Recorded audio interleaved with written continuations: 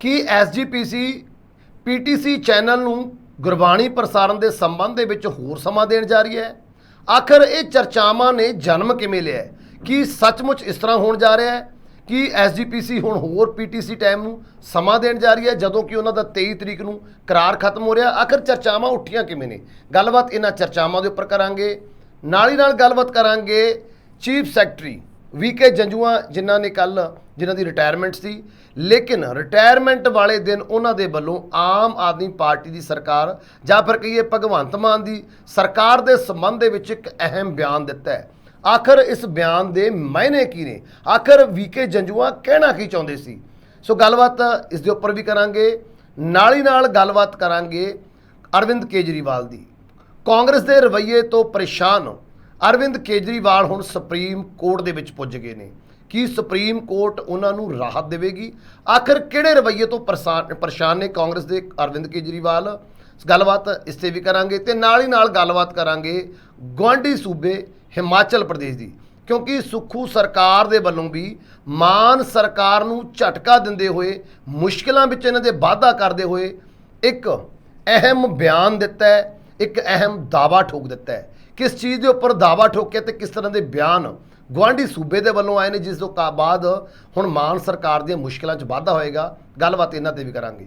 ਸਤਿ ਸ਼੍ਰੀ ਅਕਾਲ, ਮੈਂ ਲਖਵਿੰਦਰ ਸਿੰਘ ਮਾਨ ਅਤੇ ਤੁਸੀਂ ਦੇਖ ਰਹੇ ਹੋ ਖਬਰ ਸਵੇਰ। ਇਹਨਾਂ ਸਾਰੀਆਂ ਖਬਰਾਂ ਦੇ ਉੱਪਰ ਵਿਸਥਾਰ ਦੇ ਨਾਲ ਚਰਚਾ ਕਰਨ ਦੇ ਲਈ ਮੇਰੇ ਨਾਲ ਨੇ ਪ੍ਰੋਫੈਸਰ ਮਨਜੀਤ ਸਿੰਘ ਅਣਖੀ ਜੀ। ਸਭ ਤੋਂ ਪਹਿਲਾਂ ਸਵਾਗਤ ਕਰ ਲੈਂਦੇ ਹਾਂ। ਅਣਖੀ ਜੀ, ਸਵਾਗਤ ਹੈ ਪ੍ਰੋਗਰਾਮ 'ਚ। ਬਹੁਤ ਬਹੁਤ ਸ਼ੁਕਰੀਆ ਮਾਨ ਸਾਹਿਬ, ਸਾਰਿਆਂ ਨੂੰ ਸਤਿ ਸ਼੍ਰੀ ਅਕਾਲ। ਅਣਖੀ ਜੀ, 23 ਤਰੀਕ ਨੂੰ ਪੀਟੀਸੀ ਚੈਨਲ ਦੇ ਨਾਲ ਐਸਜੀਪੀਸੀ ਦਾ ਕਰਾਰ ਖਤਮ ਹੋ ਰਿਹਾ ਹੈ। ਉਸ ਤੋਂ ਪਹਿਲਾਂ ਲਗਾਤਾਰ ਭੱਜ ਦੌੜ ਹੋ ਰਹੀ ਹੈਗੀ। ਕੱਲ੍ਹ ਇੱਕ ਮੀਟਿੰਗ ਵੀ ਹੋਈ ਹੈਗੀ, ਆਪਾਂ ਉਸ ਮੀਟਿੰਗ ਦੀ ਗੱਲ ਵੀ ਕਰਾਂਗੇ, ਜਿਹੜੀ ਮੀਟਿੰਗ ਜਥੇਦਾਰ ਸਾਹਿਬ ਅਤੇ ਪ੍ਰਧਾਨ ਸਾਹਿਬ ਦੇ ਵਿਚਕਾਰ ਹੋਈ ਹੈ। ਮੀਟਿੰਗ ਵਿੱਚ ਗੱਲਬਾਤ ਕਿਸ 'ਤੇ ਹੋਈ ਹੈ ਉਹਦੇ ਉੱਪਰ ਵੀ ਬਾਅਦ 'ਚ ਗੱਲ ਕਰਾਂਗੇ। ਲੇਕਿਨ ਪਹਿਲਾਂ ਇੱਕ ਚਰਚਾਵਾਂ ਨੇ ਜਨਮ ਲਿਆ, ਕੁਝ ਇਸ ਤਰ੍ਹਾਂ ਦੇ ਸਮੀਕਰਨ ਬਣਨ ਲੱਗੇ ਨੇ ਕਿ ਐਸਜੀਪੀਸੀ ਪੀਟੀਸੀ ਚੈਨਲ ਨੂੰ ਗੁਰਬਾਣੀ ਪ੍ਰਸਾਰਣ ਦੇ ਵਿੱਚ ਹੋਰ ਰਿਆਇਤ ਦੇ ਸਕਦੀ ਹੈ, ਵਾਧੂ ਸਮਾਂ ਦਿੱਤਾ ਜਾ ਸਕਦਾ ਹੈ ਪੀਟੀਸੀ ਚੈਨਲ ਨੂੰ। ਆਖਿਰ ਇਹਨਾਂ ਚਰਚਾਵਾਂ ਨੇ ਜਨਮ ਕਿਵੇਂ ਲਿਆ? ਕਿ ਸੱਚਮੁੱਚ ਇਸ ਤਰ੍ਹਾਂ ਹੋ ਸਕਦਾ ਹੈ? ਕਿਵੇਂ ਦੇਖ ਰਹੇ ਹੋ ਇਸ ਮਾਮਲੇ ਨੂੰ? ਮਾਨ ਸਾਹਿਬ, ਜਦੋਂ ਦਾ ਪੰਜਾਬ ਵਿਧਾਨ ਸਭਾ ਦੇ ਵਿੱਚ ਦਾ ਸਿੱਖ ਗੁਰਦੁਆਰਾ ਐਕਟ 2023 ਪਾਸ ਕੀਤਾ ਗਿਆ ਔਰ ਉਸ ਦੇ ਨਾਲ ਹੀ ਨਾਲ ਗੁਰਬਾਣੀ ਪ੍ਰਸਾਰਣ ਨੂੰ ਲੈ ਕੇ ਸਾਰੇ ਚੈਨਲਾਂ ਨੂੰ ਫ੍ਰੀ ਦੇਣ ਦੀ ਗੱਲ ਹੋਈ ਹੈ, ਉਦੋਂ ਤੋਂ ਲੈ ਕੇ ਹੁਣ ਤੱਕ ਸ਼੍ਰੋਮਣੀ ਗੁਰਦੁਆਰਾ ਪ੍ਰਬੰਧਕ ਕਮੇਟੀ ਭਾਰੀ ਦਬਾਅ ਦੇ ਹੇਠਾਂ ਚੱਲਦੀ ਮਹਿਸੂਸ ਲਈ ਹੋ ਰਹੀ ਹੈ। ਔਰ ਦਬਾਅ ਇਸ ਕਾਰਨ ਕਿਉਂਕਿ ਜਿਸ ਦਿਨ ਸ਼੍ਰੋਮਣੀ ਗੁਰਦੁਆਰਾ ਪ੍ਰਬੰਧਕ ਕਮੇਟੀ ਨੇ ਆਪਣਾ ਅਜਲਾਸ ਸੱਦਿਆ, ਉੱਥੇ ਵੀ ਸ਼੍ਰੋਮਣੀ ਗੁਰਦੁਆਰਾ ਪ੍ਰਬੰਧਕ ਕਮੇਟੀ ਦੇ ਕਈ ਮੈਂਬਰਾਂ ਨੇ ਇਸ ਗੱਲ ਦੀ ਪ੍ਰੋੜਤਾ ਕੀਤੀ ਗੁਰਬਾਣੀ ਦਾ ਫ੍ਰੀ ਪ੍ਰਸਾਰ ਹੋਣਾ ਚਾਹੀਦਾ। ਬੇਸ਼ੱਕ ਉਹਨਾਂ ਨੇ ਸਿੱਖ ਗੁਰਦੁਆਰਾ ਐਕਟ ਦੀ ਜਿਹੜੀ ਆ ਵਿਰੋਧਤਾ ਕੀਤੀ। ਸੋ ਕਹਿਣ ਦਾ ਅਰਥ ਹੈ ਕਿ ਸ਼੍ਰੋਮਣੀ ਗੁਰਦੁਆਰਾ ਪ੍ਰਬੰਧਕ ਕਮੇਟੀ ਇਸ ਮੁੱਦੇ ਨੂੰ ਲੈ ਕੇ ਇਸ ਵੇਲੇ ਭਾਰੀ ਦਬਾਅ ਦੇ ਵਿੱਚ ਚੱਲਦੀ ਪਈ ਹੈ। ਹੁਣ 23 ਤਰੀਕ ਨੂੰ ਪੀਟੀਸੀ ਨਾਲ ਜਿਹੜਾ 23 ਜੁਲਾਈ ਨੂੰ ਉਸ ਦਾ ਅਖਰਾਰ ਜਿਹੜਾ ਖਤਮ ਹੋ ਰਿਹਾ। ਦੂਸਰੇ ਪਾਸੇ ਐਸਜੀਪੀਸੀ ਐਲਾਨ ਕਰ ਚੁੱਕੀ ਹੈ ਕਿ 24 ਜੁਲਾਈ ਤੋਂ ਉਹ ਆਪਣਾ YouTube ਚੈਨਲ ਜਿਹੜਾ ਉਹ ਸ਼ੁਰੂ ਕਰ ਦੇਣਗੇ। ਸੈਟੇਲਾਈਟ ਚੈਨਲ ਜਿਹੜਾ ਸ਼ੁਰੂ ਕਰਨ ਵਾਸਤੇ ਕੁਝ ਟਾਈਮ ਲੱਗੇਗਾ। ਉਹਨਾਂ ਦਾ IT ਵਿੰਗ ਜਿਹੜਾ ਹੈ ਪੂਰਨ ਤੌਰ 'ਤੇ ਐਕਟਿਵ ਜਿਹੜਾ ਹੋ ਚੁੱਕਾ। ਹੁਣ ਜਿਹੜੀਆਂ ਚਰਚਾਵਾਂ ਇਹ ਵੀ ਨੇ ਕਿ ਸ਼ਾਇਦ ਮਤਲਬ ਜਿਹੜਾ ਸਮਾਂ ਜਿਹੜਾ ਆ YouTube ਚੈਨਲ ਵੀ ਜੇਕਰ ਐਸਜੀਪੀਸੀ ਸ਼ੁਰੂ ਕਰਦੀ, ਜਿਸ ਤਰ੍ਹਾਂ 24 ਜੁਲਾਈ ਨੂੰ ਉਹਨਾਂ ਨੇ ਸ਼ੁਰੂ ਕਰਨ ਦਾ ਐਲਾਨ ਕੀਤਾ, ਪਰ ਪਤਾ ਲੱਗਾ ਆ ਜੋ ਸੂਤਰਾਂ ਤੋਂ ਜਾਣਕਾਰੀ ਪਹੁੰਚੇ ਕਿ ਇਸ ਦੇ ਵਿੱਚ ਕੁਝ ਰੁਕਾਵਟਾਂ ਜਿਹੜੀਆਂ ਉਹ ਪੈ ਸਕਦੀਆਂ ਨੇ। ਜੇ ਉਹ ਰੁਕਾਵਟਾਂ ਪੈਂਦੀਆਂ ਨੇ ਤਾਂ ਫਿਰ ਵਿਚਕਾਰਲਾ ਰਸਤਾ ਇਹੋ ਹੀ ਨਿਕਲਦਾ ਕਿ ਪੀਟੀਸੀ ਨੂੰ ਕੁਝ ਸਮਾਂ ਹੋਰ ਜਿਹੜਾ ਗੁਰਬਾਣੀ ਪ੍ਰਸਾਰਣ ਦਾ ਅਧਿਕਾਰ ਜਿਹੜਾ ਉਹ ਦੇ ਦਿੱਤਾ ਜਾਵੇ, ਕਿਉਂਕਿ ਚੈਨਲ ਨੂੰ ਸ਼ੁਰੂ ਕਰਨ ਦੇ ਵਿੱਚ ਹੀ ਸ਼੍ਰੋਮਣੀ ਗੁਰਦੁਆਰਾ ਪ੍ਰਬੰਧਕ ਕਮੇਟੀ ਨੂੰ ਕਈ ਤਰ੍ਹਾਂ ਦੀਆਂ ਪ੍ਰੋਬਲਮ ਜਿਹੜੀਆਂ ਉਹ ਸਾਹਮਣੇ ਆ ਰਹੀਆਂ। ਹਾਲਾਂਕਿ YouTube ਚੈਨਲ ਸ਼ੁਰੂ ਕਰਨਾ ਕੋਈ ਏਡੀ ਵੱਡੀ ਗੱਲ ਨਹੀਂ ਹੈਗਾ। ਜਾਂ ਇਹਦੇ ਸੰਬੰਧੀ ਹੁਣ ਸ਼ੰਕਾਵਾਂ ਜਿਹੜੀਆਂ ਦੋ ਨੇ। ਇੱਕ ਸ਼ੰਕਾ ਤੇ ਇਹ ਹੈ ਕਿ ਸ਼ਾਇਦ ਬਾਦਲ ਪਰਿਵਾਰ ਇਸ ਤੋਂ ਇਹਦੇ ਉੱਤੇ ਆਪਣਾ ਏਕਾਧਿਕਾਰ ਕਿਸੇ ਵੀ ਸੂਰਤ ਵਿੱਚ ਛੱਡਣ ਨੂੰ ਤਿਆਰ ਨਹੀਂ, ਕਿਉਂਕਿ ਬੀਤੇ 12 ਸਾਲਾਂ ਦੇ ਵਿੱਚ ਜਾਂ 10 ਸਾਲਾਂ 'ਚ ਜਿਸ ਤਰੀਕੇ ਨਾਲ ਗੁਪਤ ਅਖਰਾਰਨਾਮੇ ਦੇ ਤਹਿਤ ਪੀਟੀਸੀ ਚੈਨਲ ਗੁਰਬਾਣੀ ਦਾ ਪ੍ਰਸਾਰਣ ਕਰਦਾ ਰਿਹਾ ਤੇ ਉਸ ਦਾ ਵੱਡਾ ਮੁਨਾਫਾ ਜਿਹੜਾ ਉਹ ਬਾਦਲ ਪਰਿਵਾਰ ਦੀ ਜੇਬ ਦੇ ਵਿੱਚ ਜਿਸ ਤਰੀਕੇ ਨਾਲ ਲੋਕ ਕਹਿੰਦੇ ਨੇ ਉਹ ਜਾਂਦਾ ਰਿਹਾ, ਤਾਂ ਮੇਰਾ ਨਹੀਂ ਖਿਆਲ ਜਿਸ ਤਰੀਕੇ ਨਾਲ ਸੁਖਬੀਰ ਬਾਦਲ ਦੇ ਪ੍ਰਧਾਨਗੀ ਛੱਡਣ ਦੇ ਇੰਨਾ ਦਬਾਅ ਪੈਣ ਦੇ ਬਾਵਜੂਦ ਵੀ ਉਹਨਾਂ ਨੇ ਅੱਜ ਤੱਕ ਪ੍ਰਧਾਨਗੀ ਛੱਡੀ ਨਹੀਂ, ਤਾਂ ਉਸੇ ਤਰੀਕੇ ਨਾਲ ਅਜੇ ਵੀ ਉਹਨਾਂ ਨੇ ਕੋਸ਼ਿਸ਼ ਉਹਨਾਂ ਦੀ ਇਹੋ ਹੀ ਹੋਊਗੀ ਕਿਸੇ ਨਾ ਕਿਸੇ ਚੋਰ ਮੋਰੀ ਰਾਹੀਂ ਪੀਟੀਸੀ ਦੇ ਨਾਲ ਹੀ ਸੰਪਰਕ ਜਿਹੜਾ ਉਹ ਸਥਾਪਿਤ ਰਹੀ ਜਾਂ ਗੁਰਬਾਣੀ ਦਾ ਪ੍ਰਸਾਰਣ ਪੀਟੀਸੀ ਦੇ ਥਰੂ ਹੀ ਹੁੰਦਾ ਰਹੇ। ਸ਼ਾਇਦ ਇਸੇ ਕਰਕੇ ਹੀ ਇਹ ਚਰਚਾਵਾਂ ਜਿਹੜੀਆਂ ਸਾਹਮਣੇ ਆਈਆਂ ਨੇ ਕਿ ਜੇਕਰ YouTube ਚੈਨਲ ਉਦੋਂ ਤੱਕ ਸ਼ੁਰੂ ਨਹੀਂ ਹੁੰਦਾ 24 ਜੁਲਾਈ ਨੂੰ ਤਾਂ ਫਿਰ ਕੁਝ ਦਿਨ ਜਾਂ ਕੁਝ ਮਹੀਨਾ ਉਹਨਾਂ ਨੂੰ ਹੋਰ ਦਿੱਤਾ ਜਾ ਸਕਦਾ। ਕਹਿਣ ਦਾ ਅਰਥ ਇਹ ਹੈ ਕਿ ਇਹ ਇੱਕ ਚੋਰ ਮੋਰੀਆਂ ਦੇ ਰਾਹੀਂ ਗੁਰਬਾਣੀ ਪ੍ਰਸਾਰਣ ਦੇ ਮੁੱਦੇ ਦੇ ਉੱਤੇ ਆਪਣਾ ਏਕਾਧਿਕਾਰ ਬਣਾਈ ਰੱਖਣ ਦਾ ਇੱਕ ਕੁਝ ਯਤਨ ਵੀ ਹੋ ਸਕਦਾ, ਜਿਸ ਤਰੀਕੇ ਨਾਲ ਵੱਖ-ਵੱਖ ਸਿੱਖ ਜਥੇਬੰਦੀਆਂ ਇਸ ਦੇ ਸੰਬੰਧੀ ਬਿਆਨ ਜਿਹੜਾ ਦਾਗਦੀਆਂ ਪਈਆਂ। ਅਣਖੀ ਸਾਹਿਬ, ਕੱਲ ਇੱਕ ਅਹਿਮ ਮੀਟਿੰਗ ਵੀ ਕਹਿ ਰਹੇ ਨੇ ਹੋਈ ਹੈਗੀ ਇਸ ਮਾਮਲੇ ਨੂੰ ਲੈ ਕੇ, ਜਿਹਦੇ ਵਿੱਚ ਚਰਚਾ ਹੋਈ ਸੀ। ਮੀਟਿੰਗ ਭਾਵੇਂ ਤਕਰੀਬਨ 30-35 ਮਿੰਟ ਹੀ ਹੋਈ ਹੈ, ਲੇਕਿਨ ਅਹਿਮ ਮੀਟਿੰਗ ਸੀ ਇਸ ਮਾਮਲੇ ਦੇ ਉੱਪਰ, ਜਿਹਦੇ ਵਿੱਚ ਜਥੇਦਾਰ ਸਾਹਿਬ ਅਤੇ ਪ੍ਰਧਾਨ ਸਾਹਿਬ ਦੀ ਇਹ ਮੀਟਿੰਗ ਸੀ। ਲੇਕਿਨ ਇਹ ਕਹਿ ਰਹੇ ਨੇ ਮੀਟਿੰਗ ਵੀ ਕੋਈ ਤਣ ਪੱਤਰ ਲੱਗਦੀ ਨਜ਼ਰ ਨਹੀਂ ਆਈ। ਆਖਰ ਇਸ ਮੀਟਿੰਗ ਦੇ ਵਿੱਚ ਵਿਚਾਰਿਆ ਕੀ ਗਿਆ ਹੋਗਾ, ਤੇ ਗੱਲ ਇਹ ਹੈ ਕਿ ਹੁਣ ਇਜਲਾਸ ਤੋਂ ਬਾਅਦ ਅੰਤਰਿਮ ਕਮੇਟੀ ਦੀਆਂ ਮੀਟਿੰਗਾਂ ਤੋਂ ਬਾਅਦ ਇਹ ਮੀਟਿੰਗ ਇੰਨੀ ਜ਼ਰੂਰੀ ਕਿਉਂ ਸੀ? ਜਿਹੜੀ ਮੀਟਿੰਗ ਕਿਉਂਕਿ ਇਸ ਮੀਟਿੰਗ ਤੋਂ ਬਾਅਦ ਇਹ ਵੀ ਸਾਹਮਣੇ ਆਇਆ ਕਿ ਬਾਕੀ ਐਸਜੀਪੀ ਦੇ ਮੈਂਬਰਾਂ ਦੇ ਨਾਲ ਵੀ ਧਾਮੀ ਸਾਹਿਬ ਬਾਅਦ ਚ ਮੀਟਿੰਗ ਕਰਦੇ ਨਜ਼ਰ ਆਏ ਨੇ। ਇਹ ਮੀਟਿੰਗ ਦੇ ਵਿੱਚ ਕੀ ਵਿਚਾਰਿਆ ਗਿਆ ਹੋਵੇਗਾ, ਜਿਹੜੀ ਮੀਟਿੰਗ ਜਥੇਦਾਰ ਸਾਹਿਬ ਅਤੇ ਧਾਮੀ ਸਾਹਿਬ ਦੇ ਵਿਚਕਾਰ ਹੋਈ ਹੈ? ਮੈਂ ਲਖਵਿੰਦਰ ਜੀ ਉਧਰ ਹੀ ਲੱਗਾ ਸਾਂ ਹੁਣ ਜੀ ਕਿ ਕੱਲ ਜਿਹੜੀ ਆ ਅਕਾਲ ਤਖਤ ਸਾਹਿਬ ਦੇ ਜਥੇਦਾਰ ਗਿਆਨੀ ਰਘਵੀਰ ਸਿੰਘ ਔਰ ਸ਼੍ਰੋਮਣੀ ਗੁਰਦੁਆਰਾ ਪ੍ਰਬੰਧਕ ਕਮੇਟੀ ਦੇ ਪ੍ਰਧਾਨ ਹਰਜਿੰਦਰ ਸਿੰਘ ਧਾਮੀ ਦੇ ਵਿਚਕਾਰ ਬੰਦ ਕਮਰਾ ਜਿਹੜੀ ਇੱਕ ਮੀਟਿੰਗ ਜਿਹੜੀ ਹੁੰਦੀ ਹੈ। ਮੀਟਿੰਗ ਦੇ ਵਿੱਚ ਕੋਈ ਵੀ ਖੁਲਾਸਾ ਜਿਹੜਾ ਆ ਉਹ ਕੀ ਗੱਲਾਂ ਬਾਤਾਂ ਦਾ ਹੋਇਆ ਜਾਂ ਕੀ ਨਹੀਂ ਹੋਇਆ, ਇਹ ਅਜੇ ਤੱਕ ਜਾਣਕਾਰੀ ਜਿਹੜੀ ਹੈ ਇਹ ਬਾਹਰ ਨਹੀਂ ਹੈ। ਪਰ ਜੋ ਸੂਤਰ ਦੱਸਦੇ ਨੇ ਜਾਂ ਸ਼੍ਰੋਮਣੀ ਗੁਰਦੁਆਰਾ ਪ੍ਰਬੰਧਕ ਕਮੇਟੀ ਦੇ ਨੇੜਲੇ ਸੂਤਰਾਂ ਤੋਂ ਜੋ ਸਾਡੇ ਤੱਕ ਜਾਣਕਾਰੀ ਪਹੁੰਚੀ ਹੈ, ਇਸ ਬੰਦ ਕਮਰਾ ਦੇ ਵਿੱਚ ਇਸੇ ਮੁੱਦੇ ਨੂੰ ਲੈ ਕੇ, ਗੁਰਬਾਣੀ ਦੇ ਪ੍ਰਸਾਰ ਨੂੰ ਲੈ ਕੇ ਹੀ ਵਿਚਾਰ ਵਟਾਂਦਰਾ ਜਥੇਦਾਰ ਸਾਹਿਬ ਨਾਲ ਕੀਤਾ ਗਿਆ। ਇਹ ਕਿਉਂ ਮੀਟਿੰਗ ਹੋਈ ਔਰ ਕਿਉਂ ਵਿਚਾਰ ਵਟਾਂਦਰਾ ਕੀਤਾ ਗਿਆ, ਕਿਉਂ, ਇਹ ਦਰਸ਼ਕਾਂ ਨੂੰ ਦੱਸਣਾ ਜ਼ਰੂਰੀ ਹੈ।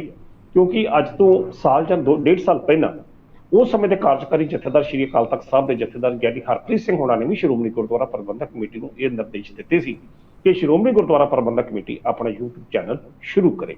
ਪਰ 1.5 ਸਾਲ ਦੇ ਵਕਫੇ ਦੇ ਬੀਤ ਜਾਣ ਤੋਂ ਬਾਅਦ ਵੀ ਸ਼੍ਰੋਮਣੀ ਗੁਰਦੁਆਰਾ ਪ੍ਰਬੰਧਕ ਕਮੇਟੀ ਨੇ ਅਕਾਲ ਤਖਤ ਦੇ ਇਹਨਾਂ ਹੁਕਮਾਂ ਨੂੰ ਕਦੇ ਮੰਨਣ ਦੀ ਜ਼ਰੂਰਤ ਜਿਹੜੀ ਨਹੀਂ ਸਮਝੀ। ਪਰ ਹੁਣ ਜਦੋਂ ਸਰਕਾਰ ਦਾ ਇੱਕ ਦਬਾਅ ਜਿਹੜਾ ਪਿਆ, ਤਾਂ ਉਸ ਦਬਾਅ ਦੇ ਤਹਿਤ ਹੁਣ ਜਿਸ ਤਰੀਕੇ ਨਾਲ ਸ਼੍ਰੋਮਣੀ ਗੁਰਦੁਆਰਾ ਪ੍ਰਬੰਧਕ ਕਮੇਟੀ 'ਚ ਹਫੜਾ ਦਫੜੀ ਜਿਹੜੀ ਪਈ ਆ, ਉਸ ਸਥਿਤੀ ਦੇ ਸੰਬੰਧ ਵਿੱਚ ਕਹਿੰਦੇ ਕਿ ਜਥੇਦਾਰ ਸਾਹਿਬ ਨਾਲ ਕੱਲ ਜਿਹੜੀ ਇਹ ਮੀਟਿੰਗ ਜਿਹੜੀ ਆ ਧਾਮੀ ਸਾਹਿਬ ਦੀ ਜਿਹੜੀ ਹੋਈ ਹੈ। ਵਿਚਾਰਾਂ ਜਿਹੜੀਆਂ ਨੇ ਗੁਰਬਾਣੀ ਦੇ ਫ੍ਰੀ ਪ੍ਰਸਾਰ ਨੂੰ ਲੈ ਕੇ ਹੋਈਆਂ ਕਿ ਵਿਚਲਾ ਇਸ ਦਾ ਰੂਪ ਰੇਖਾ ਜਿਹੜੀ ਆ ਉਹ ਕਿਹੋ ਜਿਹੀ ਹੋਵੇਗੀ, ਇਸ ਦਾ ਰੋਡਮੈਪ ਕਿਹੋ ਜਿਹਾ ਕੀਤਾ ਜਾਵੇ ਤਾਂ ਜੋ ਗੁਰਬਾਣੀ ਜਿਹੜੀ ਆ ਹਰ ਵਿਅਕਤੀ ਦੇ ਕੰਨਾਂ ਤੱਕ ਜਿਹੜੀ ਆ ਉਹ ਪਹੁੰਚ ਸਕੇ, ਜਿਸ ਦੀ ਉਹਨੂੰ ਕੋਈ ਵੀ ਕੀਮਤ ਜਿਹੜੀ ਆ ਅਦਾ ਨਾ ਕਰਦੀ ਪਏ।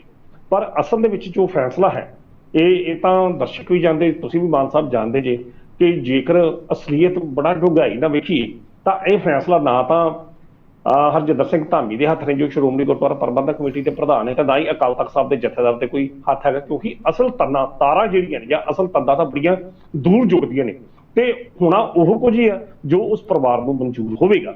ਇਹ ਤਾਂ ਇੱਕ ਜਸਟ ਅਸੀਂ ਕਹਿ ਸਕਦੇ ਕਿ ਖਾਨਾ ਪੂਰਤੀ ਹੋ ਰਹੀ ਹੈ।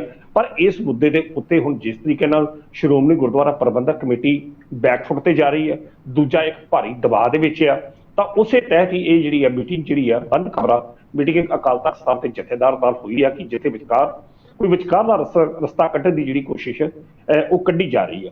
ਪਰ ਹਾਂ, ਹੁਣ ਇਹ ਗੱਲ ਪੱਕੀ ਹੈ ਕਿ ਸ਼੍ਰੋਮਣੀ ਗੁਰਦੁਆਰਾ ਪ੍ਰਬੰਧਕ ਕਮੇਟੀ ਜਿਹੜੀ ਆ ਇਸ ਮੁੱਦੇ ਤੇ ਹੁਣ ਆਪਣਾ ਚੈਨਲ YouTube ਚੈਨਲ ਸ਼ੁਰੂ ਕਰੇ ਜਾਂ ਸੈਟੇਲਾਈਟ ਚੈਨਲ ਸ਼ੁਰੂ ਕਰੇਗੀ ਜ਼ਰੂਰ, ਕਿਉਂਕਿ ਇੱਕ ਭਾਰੀ ਦਬਾਅ ਜਿਹੜਾ ਉਸ ਤੇ ਜਿਹੜਾ ਪਿਆ।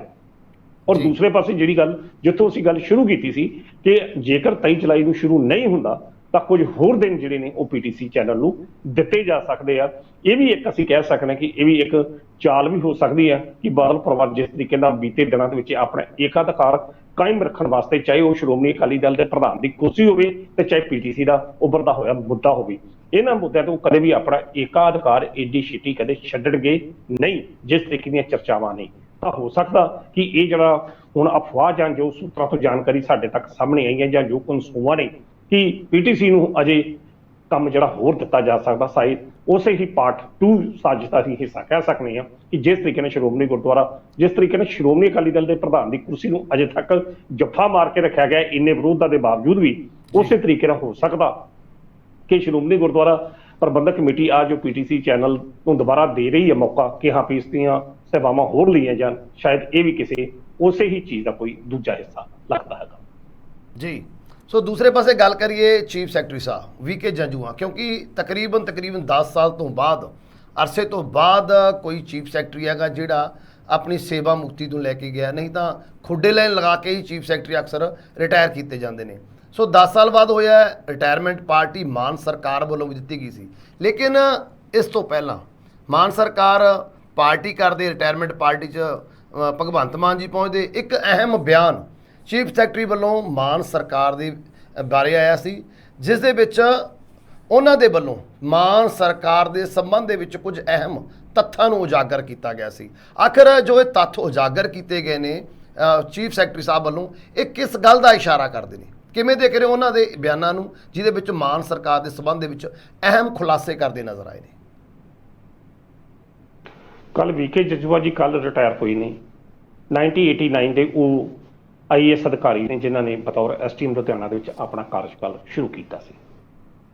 ਤਾਂ ਹੁਣ ਆਪਣੇ ਇੱਕ ਲੰਮੇ ਕੈਰੀਅਰ ਤੋਂ ਬਾਅਦ ਕੱਲ ਉਹ ਸੇਵਾ ਮੁਕਤ ਹੋਏ ਤੇ ਜਾਂਦੇ ਜਾਂਦੇ ਉਹਨਾਂ ਨੇ ਮਾਨ ਸਰਕਾਰ ਦੇ ਕਸੀਦੇ ਜਿਹੜੇ ਨੇ ਬੜੇ ਗਾਏ, ਸੋਲੇ ਬੜੇ ਗਾਏ ਉਹਨਾਂ ਨੇ ਕਿ ਸਭ ਤੋਂ ਨੇਕ ਨੀਤੀ ਵਾਲੀ ਸਰਕਾਰ ਜਿਹੜੀ ਆ ਇਹ ਮਾਨ ਸਰਕਾਰ ਹੈਗੀ, ਭਗਵੰਤ ਮਾਨ ਦੀ ਸਰਕਾਰ ਹੈਗੀ ਹੈ। 14,000 ਕਰਮਚਾਰੀ ਪੱਕੇ ਕੀਤੇ, ਜੋ ਟੀਚਰਾਂ ਨੂੰ ਪੱਕਿਆ, ਕਰਮਚਾਰੀ ਨੂੰ ਪੱਕੇ ਕਰਨ ਦੀ ਯੋਜਨਾ ਹੈਗੀ ਹੈ। ਹੋਰ ਇਸ ਤੋਂ ਇਲਾਵਾ ਉਹਨਾਂ ਨੇ ਬਹੁਤ ਜਿਹੜੇ ਸੋਲੇ ਨੇ ਉਹ ਇਸ ਸਰਕਾਰ ਤੇ ਗਾਏ ਤੇ ਉਹਨਾਂ ਨੇ ਇਹ ਵੀ ਗੱਲ ਕਹੀ ਕਿ ਇਹ ਪਹਿਲੀ ਫੇਅਰਵੈਲ ਪਾਰਟੀ ਆ, ਵਿਦਾਇਗੀ ਸਮਾਰੋਹ ਜਿਹੜਾ ਉਹਨਾਂ ਨੂੰ ਦਿੱਤਾ ਜਾ ਰਿਹਾ। ਬਹੁਤ ਕਮਾਲ ਦੀ ਉਹਨਾਂ ਨੇ ਗੱਲ ਕੀਤੀ। ਲਖਵਿੰਦਰ ਜੀ, ਅੱਜ ਤੱਕ ਬੀਤੇ ਦੌਰ 'ਚ ਅਗਰ ਝਾਤੀ ਮਾਰੀਏ ਤੇ ਜਿੱਦਾਂ ਵੀ ਇਸ ਤਰੀਕੇ IAS ਅਧਿਕਾਰੀ ਜਿਹੜੇ ਬਹੁਤ CM ਦੇ ਕਲੋਜ਼ ਹੁੰਦੇ ਆ, ਜਾਂ ਤਾਂ ਫਿਰ ਉਹ ਬਾਅਦ 'ਚ ਉਸ ਪਾਰਟੀ ਨੂੰ ਜੁਆਇਨ ਕਰ ਲੈਂਦੇ ਆ, ਤਾਂ ਜਾਂ ਫਿਰ ਕਿਤੇ ਉਹ ਕੋਈ ਮਾੜਾ ਮੋਟਾ ਵਿਚਕਾਰਲਾ ਰਸਤਾ ਵੀ ਲੱਭ ਲੈਂਦੇ ਆ।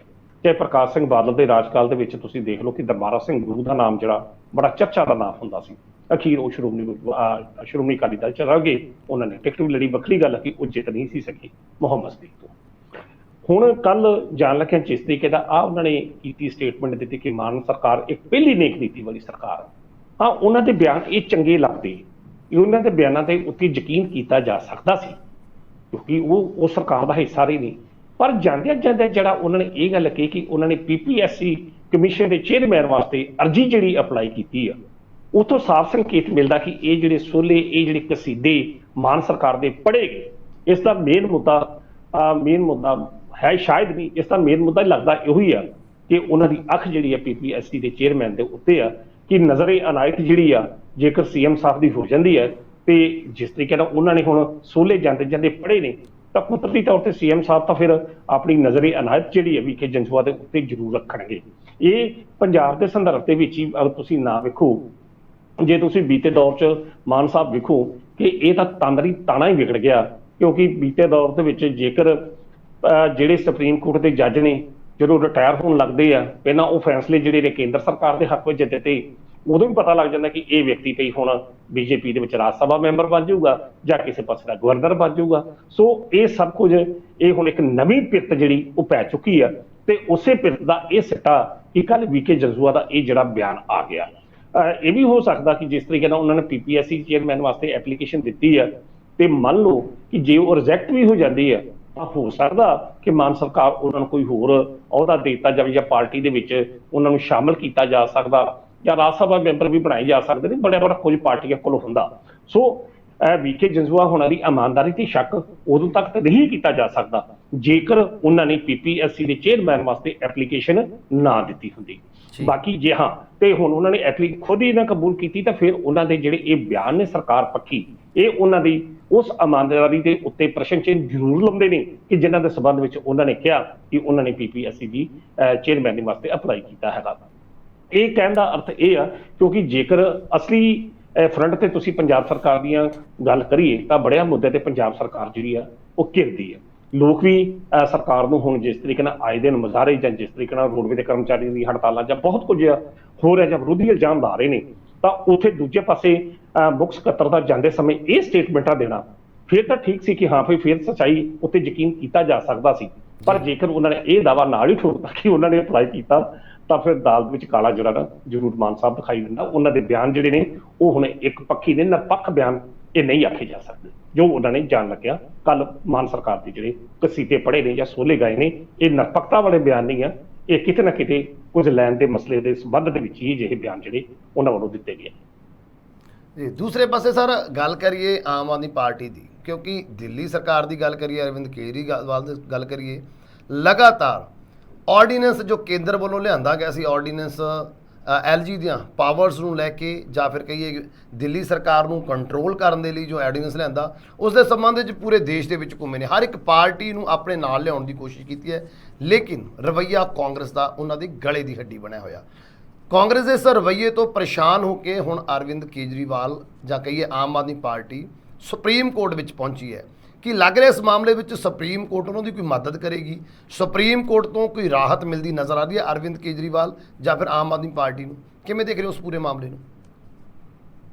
ਮਾਨ ਸਾਹਿਬ, ਅਸਲ 'ਚ ਗੱਲ ਕੀ ਹੈ ਕਿ ਜਦੋਂ ਦਾ ਕੇਂਦਰ ਸਰਕਾਰ ਵੱਲੋਂ ਇਹ ਆਰਡੀਨੈਂਸ ਪਾਸ ਕੀਤਾ ਗਿਆ ਦਿੱਲੀ ਸਰਕਾਰ ਦੇ ਸੰਬੰਧ ਵਿੱਚ, ਉਦੋਂ ਤੋਂ ਲੈ ਕੇ ਹੁਣ ਤੱਕ ਆਮ ਆਦਮੀ ਪਾਰਟੀ ਦੀ ਜਿਹੜੀ ਦਿੱਲੀ ਸਰਕਾਰ ਆ ਭਟਕਦੀ ਫਿਰਦੀ ਪਈ ਆ, ਕਦੇ ਕਿਸੇ ਬੰਨੇ ਕਦੇ ਕਿਸੇ ਬੰਨੇ। ਔਰ ਇਸੇ ਸਿਲਸਿਲੇ ਦੇ ਵਿੱਚ ਹੀ ਉਹਨਾਂ ਵੱਲੋਂ ਜਿਹੜੀਆਂ ਭਾਜਪਾ ਦੀਆਂ ਵਿਰੋਧੀ ਪਾਰਟੀਆਂ ਨੇ ਉਹਨਾਂ ਵੱਲੋਂ ਇਸ ਆਰਡੀਨੈਂਸ ਦੇ ਖਿਲਾਫ ਜਿਹੜੀ ਆ ਮਤ ਦੇਣ ਦੇ ਸੰਬੰਧੀ, ਵੋਟ ਦੇਣ ਦੇ ਸੰਬੰਧੀ ਉਹਨਾਂ ਸੰਪਰਕ ਕੀਤਾ ਗਿਆ। ਬਾਕੀ ਪਾਰਟੀਆਂ ਨਾਲ ਗੱਲਾਂ ਬਾਤਾਂ ਹੋਈਆਂ, ਪਰ ਅਖੀਰ ਤੇ ਕਾਂਗਰਸ ਪਾਰਟੀ ਜਿਹੜੀ ਆ ਉਹਦੇ ਨਾਲ ਸੁਰ ਜਿਹੜੀ ਆ ਉਹਨਾਂ ਦੀ ਰਲੀ ਨਹੀਂ। ਆਮ ਆਦਮੀ ਪਾਰਟੀ ਦੀ ਅਜੇ ਤੱਕ ਇਸ ਆਰਡੀਨੈਂਸ ਦੇ ਮੁੱਦੇ ਦੇ ਉੱਤੇ ਕਾਂਗਰਸ ਨੇ ਆਪਣੇ ਪੱਤੇ ਜਿਹੜੇ ਆ ਉਹ ਨਹੀਂ ਖੋਲ੍ਹੇ। ਇਹ ਜਰਨਲ ਗੱਲ ਆ। ਤਾਂ ਹੁਣ ਪਤਾ ਲੱਗਾ ਕਿ ਸੁਪਰੀਮ ਕੋਰਟ ਵੱਲ ਆਮ ਆਦਮੀ ਪਾਰਟੀ ਵੱਲੋਂ ਇਸ ਆਰਡੀਨੈਂਸ ਨੂੰ ਲੈ ਕੇ ਰੁਖ ਜਿਹੜਾ ਉਹ ਕੀਤਾ ਗਿਆ। ਅਸਲ ਦੇ ਵਿੱਚ ਆਪਣੇ ਮਾਨ ਸਾਹਿਬ ਜੇਕਰ ਵੇਖਿਆ ਜਾਵੇ ਤਾਂ ਇਸ ਆਰਡੀਨੈਂਸ ਨੂੰ ਪਾਸ ਕਰਾਉਣ ਦੇ ਵਿੱਚ ਭਾਰਤੀ ਜਨਤਾ ਪਾਰਟੀ ਜਾਂ ਕੇਂਦਰ ਦੀ ਸਰਕਾਰ ਨੂੰ ਕੋਈ ਇੰਨੀ ਔਖਿਆਈ ਮਹਿਸੂਸ ਹੋਈ ਨਹੀਂ। ਇਹ ਗੱਲ ਜਿਹੜੀ ਹੈ ਸ਼ਾਇਦ ਅਰਵਿੰਦ ਕੇਜਰੀਵਾਲ ਜਾਣਦੇ ਆ। 250 ਸੀਟਾਂ ਰਾਜ ਸਭਾ ਦੀਆਂ ਨੇ, ਜੇਕਰ ਮੈਂ ਗਲਤ ਰਹਾਂ ਤਾਂ ਇਸ ਵੇਲੇ 239 ਦੇ ਕਰੀਬ ਰਾਜ ਸਭਾ ਮੈਂਬਰ ਨੇ, ਬਾਕੀ ਕੁਝ ਸੀਟਾਂ ਵੈਕੰਟ ਨੇ, ਜਿਨ੍ਹਾਂ ਦੇ ਵਿੱਚੋਂ 92 ਜਾਂ 93 ਜਿਹੜੀਆਂ ਕੁੱਲ ਜਿਹੜੀਆਂ ਨੇ 110 ਜਿਹੜੀਆਂ ਸੀਟਾਂ ਟੋਟਲ ਜਿਹੜੀਆਂ ਨੇ ਉਹ ਆਪਣੇ ਭਾਰਤੀ ਜਨਤਾ ਪਾਰਟੀ ਤੇ ਐਨਡੀਏ ਦੀ ਜਿਹੜੀ ਸਹਿਯੋਗੀ ਦਲਾਂ ਦੇ ਨਾਲ 110 ਸੀਟਾਂ ਜਿਹੜੀਆਂ ਨੇ ਉਹ ਐਨਡੀਏ ਦੀ ਸਰਕਾਰ ਜਾਂ ਭਾਜਪਾ ਕੋਲ ਨੇ। ਤੇ ਦੂਜੇ ਪਾਸੇ ਜੇਕਰ ਵਿਰੋਧੀ ਦਲ ਔਰ ਕਾਂਗਰਸ ਵੀ ਸਾਰੀਆਂ ਮਿਲਾ ਲਈਆਂ ਜਾਣ ਤਾਂ ਉੱਥੇ ਸਾਰੀ ਗਿਣਤੀ ਜਿਹੜੀ ਆ ਉਹ 92 ਜਾਂ 93 ਦੇ ਲਾਗੇ ਜਿਹੜੀ ਉਹ ਪਹੁੰਚਦੀ ਹੈ। ਤੇ ਜਦੋਂ ਕਿ ਆਰਡੀਨੈਂਸ ਨੂੰ ਪਾਸ ਕਰਾਉਣ ਵਾਸਤੇ ਕੇਵਲ ਤੇ ਕੇਵਲ 120 ਉਮੀਦਵਾਰ 20 ਸੰਸਦ ਮੈਂਬਰਾਂ ਰਾਜ ਸਭਾ ਮੈਂਬਰਾਂ ਦਾ ਸਮਰਥਨ ਦੀ ਲੋੜ ਹੈ ਜਾਂ ਉਹਨਾਂ ਦਾ ਵੋਟ ਹੈਗਾ, ਤਾਂ 110 ਤਾਂ ਐਨਡੀਏ ਦੀ ਸਰਕਾਰ ਕੋਲ ਜਾਂ ਕੇਂਦਰ ਦੀ ਭਾਜਪਾ ਸਰਕਾਰ ਕੋਲ ਤਾਂ ਹੈਗਾ ਹੀ ਆ। ਉਹਨਾਂ ਨੂੰ 10 ਮੈਂਬਰ ਲੱਭਣ ਲੱਗਿਆ ਲਖਵਿੰਦਰ ਜੀ ਕਿਸੇ ਕਿਸਮ ਦੀ ਕੋਈ ਸਮੱਸਿਆ ਜਿਹੜੀ ਆ ਉਹ ਨਹੀਂ ਆ ਸਕਦੀ, ਕਿਉਂਕਿ ਬੜੇ ਵੱਡੇ ਹਥਿਆਰ ਜਿਹੜੇ ਉਹਨਾਂ ਕੋਲ ਹਨ। CBI ਵੀ ਹੈ, ED ਵੀ ਹੈ, ਹੋਰ ਵੀ ਬੜੀਆਂ ਏਜੰਸੀਆਂ ਨੇ ਜਿਹੜੀਆਂ ਇੱਕ ਵੀ ਇਸ਼ਾਰੇ ਤੇ 10 ਬੰਦੇ ਇਕੱਠੇ ਕਰ ਸਕਦੀਆਂ ਨੇ। ਤੋਂ ਇਸ ਗੱਲ ਦਾ ਜਿਹੜਾ ਅਨੁਮਾਨ ਹੈ ਉਹ ਅਰਵਿੰਦ ਕੇਜਰੀਵਾਲ ਨੂੰ ਹੋ ਚੁੱਕਾ ਕਿ ਇਸ ਬਿੱਲ ਨੂੰ ਕਿਸੇ ਵੀ ਸੂਰਤ ਵਿੱਚ ਰਾਜ ਸਭਾ ਦੇ ਅੰਦਰ ਪਾਸ ਕਰਨੋਂ ਡੱਕਿਆ ਜਿਹੜਾ ਉਹ ਨਹੀਂ ਜਾ ਸਕਦਾ, ਬੇਸ਼ੱਕ ਕਾਂਗਰਸ ਉਹਨਾਂ ਦੇ ਹੱਕ ਦੇ ਵਿੱਚ ਆ ਵੀ ਜਾਵੇ। ਤਾਂ ਆਹ ਜਿਹੜੀ ਸਥਿਤੀ ਜਿਹੜੀ ਮੈਂ ਬਿਆਨ ਕੀਤੀ, ਇਸ ਸਥਿਤੀ ਤੋਂ ਬਾਅਦ ਸਿਰਫ ਤੇ ਸਿਰਫ ਉਹਨਾਂ ਕੋਲ ਇੱਕੋ ਰਸਤਾ ਜਿਹੜਾ ਉਹ ਸੁਪਰੀਮ ਕੋਰਟ ਬਚਦਾ, ਜਿੱਥੇ ਉਹਨਾਂ ਨੇ ਇਹ ਗੱਲ ਸੋਚੀ ਹੈ ਕਿ ਹੁਣ ਦਾਇਰ ਕੀਤੀ ਜਾਵੇ ਤਾਂ ਜੋ ਪਤਾ ਲੱਗੇ ਕਿ ਹਾਂ ਸੁਪਰੀਮ ਕੋਰਟ ਦਾ ਇਸ ਸੰਬੰਧੀ ਫੈਸਲਾ ਕੀ ਆ ਸਕਦਾ। ਤੇ ਲਖਵਿੰਦਰ ਜੀ, ਆਪਾਂ ਇੱਕ ਇਹਦੇ ਸੰਬੰਧੀ ਹੋਰ ਵੀ ਗੱਲ ਕਰ ਦਈਏ। ਮਾਨਯੋਗ ਅਸੀਂ ਸੁਪਰੀਮ ਕੋਰਟ ਦੇ ਕਿਸੇ ਵੀ ਫੈਸਲੇ ਦੇ ਕਿੰਤੂ ਪਰੰਤੂ ਨਹੀਂ ਕਰ ਸਕਦੇ, ਨਾ ਹੀ ਕਿਉਂਕਿ ਉਹ ਸੰਵਿਧਾਨਕ ਬਹੁਤ ਸੰਸਥਾ ਦੀ ਉੱਚੀ ਹੈ ਨਿਆਂ ਪ੍ਰਦਾਨ। ਤਾਂ ਉਸ ਸੰਬੰਧ ਦੇ ਵਿੱਚ ਜੇਕਰ ਹੁਣ ਪਹੁੰਚ ਅਰਵਿੰਦ ਕੇਜਰੀਵਾਲ ਹੋਰਾਂ ਨੇ ਕੀਤੀ ਆ, ਤਾਂ ਬੀਤੇ ਦੌਰ ਦੇ ਵਿੱਚ ਸੁਪਰੀਮ ਕੋਰਟ ਦੇ ਕਈ ਫੈਸਲੇ ਇਹੋ ਜਿਹੇ ਵੀ ਆਏ ਨੇ ਜਿਹੜੇ ਕੇਂਦਰ ਸਰਕਾਰ ਦੇ ਹੱਕਾਂ ਪ੍ਰਤੀ ਹੀ ਜਾਂਦੇ ਨੇ। ਬੇਸ਼ੱਕ ਆਮ ਲੋਕਾਂ ਦੀ ਨਜ਼ਰ ਦੇ ਵਿੱਚ ਉਹ ਫੈਸਲੇ ਗਲਤ ਸਨ, ਬੜੇ ਮੁੱਦੇ ਇਹ ਬੀਤੇ ਦੌਰ 'ਚ ਇਹ ਫੈਸਲੇ ਹੋਏ ਨੇ, ਤੇ ਫਿਰ ਉਹਨਾਂ ਫੈਸਲੇ ਜਿਹੜੇ ਕੇਂਦਰ ਸਰਕਾਰ ਦੀ ਮਰਜ਼ੀ ਅਨੁਸਾਰ ਹੋਏ ਸੀ ਸੁਪਰੀਮ ਕੋਰਟ ਵੱਲੋਂ ਕਥਿਤ ਤੌਰ ਤੇ ਜਿਸ ਤਰ੍ਹਾਂ ਲੋਕ ਕਹਿੰਦੇ ਨੇ ਉਹ ਕੀਤੇ ਗਏ। ਤਾਂ ਉਹਨਾਂ ਫੈਸਲਿਆਂ ਕਰਨ ਵਾਲਿਆਂ ਜੱਜਾਂ ਨੂੰ ਵੀ ਫਿਰ ਜਿਸ ਤਰੀਕੇ ਨਾਲ ਭਾਰਤੀ ਜਨਤਾ ਪਾਰਟੀ ਦੀ ਨਵਾਜਿਆ ਸੀ, ਉਹ ਵੀ ਕਿਸੇ ਗੱਲ ਤੋਂ ਇਹ ਗੱਲ ਲੋਕਾਂ ਤੋਂ ਲੁਕੀ ਹੋਈ ਨਹੀਂ ਆ। ਸੋ ਵੇਖਿਆ ਗੱਲ ਵੱਖਰੀ ਆ ਕਿ ਹੁਣ ਇਸ ਆਰਡੀਨੈਂਸ ਨੂੰ ਲੈ ਕੇ ਸੁਪਰੀਮ ਕੋਰਟ ਦਾ ਰੁਖ ਕੀ ਰਹਿੰਦਾ। ਇਹ ਗੱਲ ਜ਼ਰੂਰੀ ਹੈ ਕਿ ਇੱਕ ਟੇਕ ਜਿਹੜੀ ਆ ਇਸ ਵੇਲੇ ਅਰਵਿੰਦ ਕੇਜਰੀਵਾਲ ਨੂੰ ਕੇਵਲ ਤੇ ਕੇਵਲ ਸੁਪਰੀਮ ਕੋਰਟ ਦੇ ਉੱਤੇ ਹੀ ਦਿਖਾਈ ਜਿਹੜੀ ਆ ਉਹ ਦੇ ਦੇ। ਜੀ ਬਿਲਕੁਲ ਬਿਲਕੁਲ। ਸੋ ਦੂਸਰੇ ਪਾਸੇ ਸਰ ਆਪਾਂ ਆਪਣੇ ਗੁਆਂਢੀ ਸੂਬੇ ਦੀ ਵੀ ਗੱਲ ਕਰ ਲਈਏ, ਕਿਉਂਕਿ ਜਿੱਥੇ BBM ਦੇ ਮੁੱਦੇ ਦੇ ਉੱਪਰ ਪਾਣੀ ਦੀ ਰਿਐਲਿਟੀ ਨੂੰ ਲੈ ਕੇ ਹਿਮਾਚਲ ਸਰਕਾਰ ਪੰਜਾਬ ਵੱਲ ਦੇਖ ਰਹੀ ਹੈ, ਟੇਕ ਲਗਾਈ ਬੈਠੀ ਵੀ ਹੁਣ ਅਸੀਂ ਰਿਐਲਿਟੀ ਲਿਆ ਕਰਾਂਗੇ। ਤੇ ਦੂਸਰੇ ਪਾਸੇ ਹੁਣ ਚੰਡੀਗੜ੍ਹ ਦੀ ਜ਼ਮੀਨ ਦੇ ਉੱਪਰ ਵੀ ਦਾਅਵਾ ਠੋਕਦੀ ਨਜ਼ਰ ਆਉਂਦੀ ਹੈ, ਕਿਉਂਕਿ ਪਹਿਲਾਂ ਵੀ ਸੂਬੇ ਦੇ ਸਰਕਾਰਾਂ ਦੇ ਵੱਲੋਂ ਇੱਕ ਮਨਸ਼ਾ ਤਾਂ ਜ਼ਾਹਰ ਕੀਤੀ ਗਈ ਸੀ ਚੰਡੀਗੜ੍ਹ 'ਚ ਸਾਡਾ ਵੀ ਹਿੱਸਾ ਹੈ, ਲੇਕਿਨ ਸੁੱਖੂ ਸਰਕਾਰ ਨੇ 4 ਕਦਮ ਅੱਗੇ ਜਾਂਦੇ ਹੋਏ ਕੈਬਨਿਟ ਸਬ ਕਮੇਟੀ ਬਣਾਤੀ ਹੈ, ਜਿਸ ਤੋਂ ਬਾਅਦ ਹੁਣ ਉਹ ਸਾਰੇ ਪਹਿਲੂ ਬਾਚੇ ਜਾਣਗੇ ਵੀ ਆਖਰ ਚੰਡੀਗੜ੍ਹ ਦੀ ਜ਼ਮੀਨ ਤੇ ਦਾਅਵਾ ਕਿਵੇਂ ਠੋਕਿਆ ਜਾਵੇ। ਸੋ ਕਿਵੇਂ ਦੇਖ ਰਹੇ ਹੋ ਇਸ ਮਾਮਲੇ ਨੂੰ ਕਿ ਮਾਨ ਸਰਕਾਰ ਇਸ ਦਾਅਵੇ ਨੂੰ ਖਾਰਜ ਕਰੇਗੀ, ਡਿਫੈਂਡ ਕਰ ਪਾਏਗੀ ਚੰਡੀਗੜ੍ਹ ਨੂੰ, ਜਾਂ ਫਿਰ BBM ਦੇ ਵਿੱਚ ਹੁਣ ਜਿਸ ਤਰੀਕੇ ਦੇ ਨਾਲ ਇਨਵੋਲਵਮੈਂਟ ਹਿਮਾਚਲ ਕਰਦਾ ਜਾ ਰਿਹਾ ਹੈ, ਜਾਂ ਪਾਣੀ ਨੂੰ ਲੈ ਕੇ ਰਾਇਲਟੀ ਦੀ ਗੱਲ ਕੇਂਦਰ ਸਰਕਾਰ ਕੋਲ ਵੀ ਚੱਕਦਾ ਜਾ ਰਿਹਾ ਹੈ, ਹਰਿਆਣੇ ਦੇ ਨਾਲ ਪਾਣੀ ਦੇ ਮੁੱਦੇ ਨੂੰ ਹੱਥ ਮਿਲਾਉਂਦਾ ਨਜ਼ਰ ਆ ਰਿਹਾ ਹੈ, ਕਿ ਚੰਡੀਗੜ੍ਹ ਦੇ ਵਿੱਚ ਵੀ ਹੁਣ ਹਿੱਸਾਪੱਤੀ ਭਾਲਦਾ ਨਜ਼ਰ ਆਏਗਾ, ਕਿ ਹਿੱਸਾਪੱਤੀ ਮਿਲੇਗੀ ਜਾਂ ਫਿਰ ਮਾਨ ਸਰਕਾਰ ਡਿਫੈਂਡ ਕਰ ਲੇਗੀ ਇਸ ਮਾਮਲੇ ਤੇ। ਦੇਖੋ, ਸੁਖੂ ਸਰਕਾਰ ਜਿਹੜੀ ਹਿਮਾਚਲ ਪ੍ਰਦੇਸ਼ ਦੀ ਕਾਂਗਰਸ ਸਰਕਾਰ ਆ, ਪੰਜਾਬ ਪੁਨਰਗਠਨ ਐਕਟ ਜਿਹੜਾ 1966 ਆ, ਉਹਨੂੰ ਲੈ ਕੇ ਉਸਨੇ ਇਹ ਚੰਡੀਗੜ੍ਹ ਦੇ ਉੱਤੇ ਆਪਣਾ ਦਾਅਵਾ ਉਸ ਐਕਟ ਦੇ ਤਹਿਤ ਦਾਅਵਾ ਠੋਕਿਆ ਜਿਹੜਾ ਹੈਗਾ, ਤੇ 7.19% ਜਿਹੜਾ ਚੰਡੀਗੜ੍ਹ ਦਾ ਜਿਹੜਾ ਇਲਾਕਾ ਉਹਦੇ ਉੱਤੇ ਉਸਨੇ ਆਪਣਾ ਹੱਕ ਜਮਾਇਆ ਕਿ ਇਹ ਜਿਹੜੀ ਜ਼ਮੀਨ ਹੈ ਚੰਡੀਗੜ੍ਹ ਦੇ ਵਿੱਚ, ਇੰਨੀ ਜ਼ਮੀਨ ਜਿਹੜੀ ਹੈ ਉਹ ਸਾਨੂੰ ਦਿੱਤੀ ਜਾਣੀ ਚਾਹੀਦੀ ਹੈ। ਪਿਛਲੀਆਂ ਸਰਕਾਰਾਂ ਵੀ ਤੁਹਾਡੇ ਅਨੁਸਾਰ ਬਿਲਕੁਲ ਤੁਸੀਂ ਠੀਕ ਕਿਹਾ ਕਿ ਇਹਦੇ ਉੱਤੇ ਹੱਕ ਜਿਹੜਾ ਜਤਾਉਂਦੀਆਂ ਰਹੀਆਂ ਨੇ, ਪਰ ਇਹਨਾਂ ਨੇ ਉਸ ਤੋਂ ਵੀ 2 ਕਦਮ ਅੱਗੇ ਜਾ ਕੇ ਜਿਹੜੀ ਕੈਬਨਿਟ ਕੇਂਦਰੀ ਕਮੇਟੀ ਦਾ ਜਿਹੜਾ ਸਬ ਕਮੇਟੀ ਦਾ ਗਠਨ ਜਿਹੜਾ ਕੀਤਾ, ਕਿ ਜਿਹੜਾ ਇਸ ਗੱਲ ਨੂੰ ਪਤਾ ਲਗਾਏਗੀ ਕਿ ਕਿਸ ਤਰੀਕੇ ਦੇ ਨਾਲ ਇਹ ਜਿਹੜੀ ਹਿਮਾਚਲ ਦਾ ਜਿਹੜਾ ਹੱਕ ਬਣਦਾ ਚੰਡੀਗੜ੍ਹ ਦੇ ਉੱਤੇ ਕਿਸ ਤਰੀਕੇ ਨਾਲ ਉਹ ਪਰਸੀਵ ਕੀਤਾ ਜਾਵੇ ਜਾਂ ਕਿਸ ਤਰੀਕੇ ਨਾਲ ਉਹ ਲੈਣਾ। ਤੇ ਇਹਦੇ ਨਾਲ ਹੀ ਨਾਲ ਭਾਖੜਾ ਬਿਆਸ ਮੈਨੇਜਮੈਂਟ ਬੋਰਡ ਉਹਦੀ ਵੀ ਰਾਇਲਟੀ ਜਿਹੜੀ ਆ ਮੰਗਣ ਦੇ ਸੰਬੰਧੀ ਉਹਨਾਂ ਨੇ ਜਿਹੜੀ ਤਿਆਰੀ ਕਰ ਲਈ ਆ, ਜਾਂ ਉਹਨਾਂ ਨੇ ਕਿਹਾ ਕਿ ਰਾਇਲਟੀ ਨਹੀਂ ਦੇਣੀ ਤਾਂ ਇਸ ਦਾ ਜਿਸ ਤਰੀਕੇ ਨਾਲ ਹੋਰ ਹਿਮਾਚਲ ਦੇ ਵਿੱਚ ਜਿਹੜੇ ਪਾਵਰ ਪ੍ਰੋਜੈਕਟ ਜਿਹੜੇ ਲੱਗਦੇ ਨੇ ਉਹ ਜਿਸ ਤਰੀਕੇ ਨਾਲ ਸਰਕਾਰ ਨੂੰ ਹਿਮਾਚਲ ਸਰਕਾਰ ਨੂੰ ਰਾਇਲਟੀ ਦਿੰਦੇ ਨੇ, ਉਸੇ ਤਰੀਕੇ ਨਾਲ ਉਹਨਾਂ ਨੇ ਇਹਦੇ ਉੱਤੇ ਆਪਣਾ ਦਾਅਵਾ ਜਿਹੜਾ ਠੋਕਿਆ ਕਿ ਸਾਨੂੰ ਰਾਇਲਟੀ ਚਾਹੀਦੀ ਹੈਗੀ ਹੈ ਜੀ। ਪਰ ਜੇ ਕਹਿੰਦੇ ਉਹ ਰਾਇਲਟੀ ਨਹੀਂ ਦਿੰਦੇ ਤਾਂ ਫਿਰ ਭਾਖੜਾ ਮੈਨੇਜਮੈਂਟ ਬੋਰਡ ਵਿੱਚ ਉਹਨਾਂ ਦੀ ਜਿਹੜੀ ਹਿੱਸੇਦਾਰੀ ਹੈ ਉਹ ਤੈਅ ਕੀਤੀ ਜਾਵੇ। ਇਹ ਆਪਣੇ ਆਪ ਦੇ ਵਿੱਚ ਲਖਵਿੰਦਰ ਜੀ ਬੜੇ 2 ਮਹੱਤਵਪੂਰਨ ਮੁੱਦੇ ਨੇ, ਕਿਉਂਕਿ ਚੰਡੀਗੜ੍ਹ ਦੇ ਮਸਲੇ ਨੂੰ ਲੈ ਕੇ ਪੰਜਾਬ ਤੇ ਹਰਿਆਣੇ ਦੇ ਵਿੱਚ ਹਮੇਸ਼ਾ ਟਕਰਾਅ ਹੋਇਆ, ਤੇ ਇਹ ਟਕਰਾਅ ਅੱਜ ਦਾ ਨਹੀਂ ਹੈ, ਬੀਤੇ ਲੰਮੇ ਸਮੇਂ ਤੋਂ ਚੱਲਦਾ ਪਿਆ। ਤਾਂ ਇਸ ਟਕਰਾਅ ਦਾ ਸਿੱਟਾ ਤੁਸੀਂ ਦੇਖ ਲਓ ਕਿ ਇੱਕ ਪੂਰਾ ਦਹਾਕਾ, 1.5 ਦਹਾਕਾ ਪੰਜਾਬ ਅੱਤਵਾਦੀ ਅੱਗ ਸੇਕ ਦੇ ਵਿੱਚ ਚੱਲਿਆ ਵੀ, ਉਸਨੇ ਅੱਤਵਾਦ ਦਾ ਸੇਕ ਵੀ ਚੱਲਿਆ ਜਾਂ ਅੱਤਵਾਦੀ ਅੱਗ ਦੇ ਵਿੱਚ ਬਲਿਆ ਵੀ ਪੰਜਾਬ ਚੰਡੀਗੜ੍ਹ ਦੇ ਮੁੱਦੇ ਨੂੰ ਲੈ ਕੇ। ਤੇ ਹੁਣ ਜਿਸ ਤਰੀਕੇ ਦੇ ਨਾਲ ਇਸ ਮੁੱਦੇ ਤੇ ਭਾਜਪਾ ਦੇ ਹਿਮਾਚਲ ਸਰਕਾਰ ਦੀ ਜਿਹੜੀ ਐਂਟਰੀ ਜਿਹੜੀ ਆ ਉਹ ਹੋ ਰਹੀ ਆ, ਇਸ ਲੜਾਈ ਨੂੰ ਹੁਣ ਤਕੋਨਾ ਰੂਪ ਜਿਹੜਾ ਉਹ ਪੇਸ਼ ਕਰ ਦੇਵੇਗੀ, ਕਿਉਂਕਿ ਕਿਸੇ ਵੀ ਸੂਰਤ ਵਿੱਚ ਨਾ ਤਾਂ ਹਿਮਾਚਲ ਪਿੱਛੇ ਹਟਣ ਨੂੰ ਤਿਆਰ ਹੋਏਗਾ, ਨਾ ਕਿ ਹਰਿਆਣਾ ਤੇ ਨਾ ਹੀ ਪੰਜਾਬ। ਤੇ ਸਭ ਤੋਂ ਵੱਡੀ ਗੱਲ ਇਹ ਹੈ ਕਿ ਹੁਣ ਇਹਨਾਂ 3 ਰਾਜਾਂ ਦੇ ਵਿੱਚ ਜਿਹੜੀਆਂ ਵੱਖ-ਵੱਖ ਪਾਰਟੀਆਂ ਦੀਆਂ ਸਰਕਾਰਾਂ ਨੇ, ਹਿਮਾਚਲ ਦੇ ਵਿੱਚ ਕਾਂਗਰਸ ਦੀ ਆ, ਹਰਿਆਣੇ ਦੇ ਵਿੱਚ ਭਾਜਪਾ ਦੀ ਆ, ਪੰਜਾਬ ਦੇ ਵਿੱਚ ਆਮ ਆਦਮੀ ਪਾਰਟੀ ਹੈ। ਸੋ ਇਹ 3 ਪਾਰਟੀਆਂ ਆਪਸ ਦੇ ਵਿੱਚ ਇੱਕ ਕੱਟੜ ਵਿਰੋਧੀ ਨੇ, ਤਾਂ ਉਸ ਕੱਟੜ ਵਿਰੋਧੀ ਦੇ ਹੋਣ ਕਰਕੇ ਹੀ ਰਾਜਨੀਤਿਕ ਪੱਧਰ ਤੇ ਇਹਨਾਂ ਦਾ ਵਿਰੋਧ ਚੱਲਦਾ। ਤਾਂ ਉਸ ਰਾਜਨੀਤਿਕ ਵਿਰੋਧ ਦੇ ਸਦਕਾ ਹੀ ਆਮ ਆਦਮੀ ਪਾਰਟੀ ਇਹ ਚਾਹੂਗੀ ਕਿ ਮੈਂ ਪੰਜਾਬ ਦੇ ਹੱਕਾਂ ਤੇ ਹਿੱਤਾਂ ਦੀ ਰਾਖੀ ਕਰਾਂ, ਹਰਿਆਣਾ ਇਹ ਚਾਹੂਗਾ ਕਿ ਮੈਂ ਆਪਣੇ ਹੱਕ ਜਿਹੜੇ ਪਾਰਟੀ ਕਰਦਾ ਹਰਿਆਣਾ ਸਰਕਾਰ ਦੇ ਜਾਂ ਹਰਿਆਣੇ ਦੇ ਲੋਕਾਂ ਦੇ ਉਹ ਸੁਰੱਖਿਅਤ ਰੱਖਾਂ, ਹਿਮਾਚਲ ਪ੍ਰਦੇਸ਼ ਦੀ ਸਰਕਾਰ ਵੀ ਚਾਹੂਗੀ ਕਿ ਅਸੀਂ ਨਵੇਂ ਸਰਕਾਰ ਬਣਾਈਏ ਤਾਂ ਅਸੀਂ ਇਹੋ ਜਿਹਾ ਸਥਾਪਿਤ ਕਰਦਾ। ਸੋ ਕਹਿਣ ਦਾ ਅਰਥ ਇਹ ਆ ਕਿ ਇਸ ਮੁੱਦੇ ਨੂੰ ਲੈ ਕੇ ਆਉਂਦਿਆਂ ਦਿਨਾਂ ਦੇ ਵਿੱਚ ਜਿਹੜੀ ਲੜਾਈ ਆ ਇਸ ਮੁੱਦੇ ਤੇ ਚੰਡੀਗੜ੍ਹ ਦੇ ਮੁੱਦੇ ਤੇ ਜ਼ਰੂਰ ਤਿੱਖੀ ਹੋਏਗੀ, ਕਿਉਂਕਿ ਕੋਈ ਵੀ ਪਾਰਟੀ ਜਿਹੜੀ ਆ ਜਾਂ ਕਿਸੇ ਵੀ ਪਾਰਟੀ ਦੀ ਜਿਹੜੀ ਸਰਕਾਰ ਆ ਕਿਸੇ ਪਾਸਿਓਂ ਇਹ ਨਹੀਂ ਸੁਣਨ ਨੂੰ ਤਿਆਰ ਹੋਏਗੀ ਕਿ ਅਸੀਂ ਆਪਣੇ ਰਾਜ ਦਾ ਜਿਹੜਾ ਹਿੱਤ ਆ ਜਾਂ ਹੱਕ ਠੀਕ ਤਰੀਕੇ ਨਾਲ ਪ੍ਰੈਜ਼ੈਂਟ ਜਿਹੜਾ ਉਹ ਨਹੀਂ ਕਰ ਸਕੇ। ਸੋ ਆਉਂਦਿਆਂ ਦਿਨਾਂ ਦੇ ਵਿੱਚ ਇਸ ਮੁੱਦੇ ਚੰਡੀਗੜ੍ਹ ਦੇ ਮੁੱਦੇ ਨੂੰ ਲੈ ਕੇ ਹਿਮਾਚਲ ਔਰ ਪੰਜਾਬ ਦੇ ਵਿਚਕਾਰ ਤਿੱਖਾ ਘਮਸਾਨ ਜਿਹੜਾ ਵੇਖਣ ਨੂੰ ਜ਼ਰੂਰ ਮਿਲ ਸਕਦਾ। ਜੀ ਬਿਲਕੁਲ। ਆਉਣ ਵਾਲੇ ਦਿਨਾਂ ਵਿੱਚ ਸਮੀਕਰਨ ਕਿਸ ਤਰ੍ਹਾਂ ਦੇ ਬਣਨਗੇ ਤੇ ਕਿਸ ਤਰੀਕੇ ਦੇ ਨਾਲ ਹੁਣ ਮਾਨ ਸਰਕਾਰ ਇਸ ਮਾਮਲੇ ਦੇ ਉੱਪਰ ਹਿਮਾਚਲ ਨੂੰ ਜਵਾਬ ਦੇਵੇਗੀ, ਇਹ ਵੇਖਣ ਵਾਲੀ ਗੱਲ ਹੋਏਗੀ। ਅਣਖੀ ਸਾਹਿਬ, ਤੁਸੀਂ ਗੱਲਬਾਤ ਕਰਨ ਲਈ ਸਾਡੇ ਨਾਲ ਜੁੜੇ ਉਹਦੇ ਲਈ ਤੁਹਾਡਾ ਬਹੁਤ-ਬਹੁਤ ਧੰਨਵਾਦ। ਸੋ ਇਹ ਸਨ ਪ੍ਰੋਫੈਸਰ ਮਨਜੀਤ ਸਿੰਘ ਅਣਖੀ ਜੀ, ਜਿਨ੍ਹਾਂ ਵੱਲੋਂ ਅੱਜ ਦੀਆਂ ਅਹਿਮ ਖਬਰਾਂ ਦੇ ਉੱਪਰ ਵਿਸਥਾਰ ਦੇ ਨਾਲ ਚਰਚਾ ਕੀਤੀ ਗਈ ਹੈ। ਤੁਹਾਨੂੰ ਚਰਚਾ ਕਿਵੇਂ ਲੱਗੀ ਕਮੈਂਟ ਕਰਕੇ ਜ਼ਰੂਰ ਦੱਸਿਓ। ਅਗਲੇ ਪ੍ਰੋਗਰਾਮ ਵਿੱਚ ਫਿਰ ਤੋਂ ਸਾਡੀ ਹੋਏਗੀ ਮੁਲਾਕਾਤ। ਉਦੋਂ ਤੱਕ ਦਿਓ ਇਜਾਜ਼ਤ। ਧੰਨਵਾਦ।